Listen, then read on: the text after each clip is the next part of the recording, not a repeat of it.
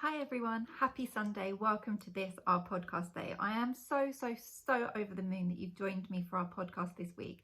I really hope that you are happy, you're healthy, you've had a good week and you're ready and raring to go for the next week ahead, but not before you enjoy the rest of your Sunday. So today what I wanted to talk to you about was a few of the things that I do to deal with stress. And I think it got me thinking, on our last week's podcast, we were talking about the current economic climate and increasing prices and things like that and inflation. And I think with all of those things going on in the world at the minute, plus everything else that is going on in the world at the minute, it's not surprising if a lot of people are actually feeling a bit under pressure, a bit stressed. And so I thought, what a great time to actually talk about this and the things that we can be doing for ourselves to really help us so that we can kind of manage ourselves through this time.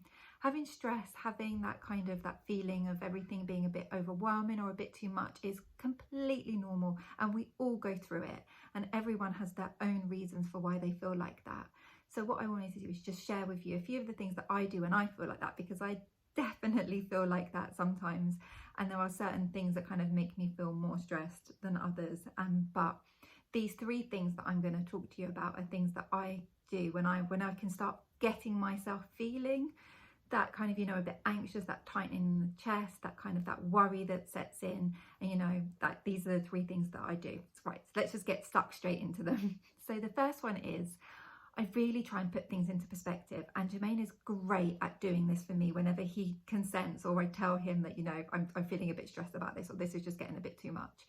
He really then pulls me back in. The one thing that he always says to me that really helps me put this into perspective is he says to me, Leanne, what's the worst that can happen? Go on, tell me, what's the worst that can happen? And so I sit there and I think about all of these things, the worst things that can happen. And he was like, yep, and then what would you do about that? And when you can then say, if the worst thing happened, this is exactly what I would do about it. Then you start to think, okay, I can deal with this. If I can deal with the worst thing that may happen out of this situation, no matter how hard it may be to deal with that worst thing that may happen, or how much work you may have to put in, or how difficult that may be, if you've got a solution to that worst thing that can happen, then that can sometimes make you feel a lot better. So things like, for example, if you're worried about your job or something like that, you're going to lose your job, then Jermaine always says to me, Leanne, what's the worst thing that can happen if we lost our jobs? I say, well, I would go and get another job, and I'd do anything. I wouldn't be picky about the type of job that I would do. I'd take on 2 jobs. I would do these things, or I would volunteer to try and go and gain new skills so I could get a new job. And he was saying, well, okay, then you're fine. Because you know how you would deal with that worst situation. And that can really help. No matter how daunting I think that those worst situations are, you're not also in that position where the worst thing has happened. That has not happened. So you're in a much better position than what you're even thinking about. So I feel like, I put that into perspective, and then that can really help me kind of, take a deep breath and bring down those stress levels and think, do you know what? It may not be as bad as I'm thinking about. The second thing that I do is, do you know what? I take some action, because how often is it that we sit there and we're a bit stressed and we get more and more stressed because we're not actually doing anything about the thing that we're stressed about. And that maybe we're not doing anything about it because it's overwhelming at the minute and we just can't even think about what we want to do about it.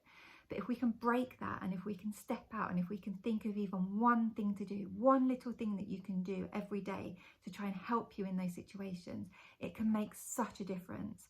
Often we get stressed or overwhelmed because we feel like we don't have control. Things are happening and we don't know what to do about them. We don't have control over it. We can't stop it.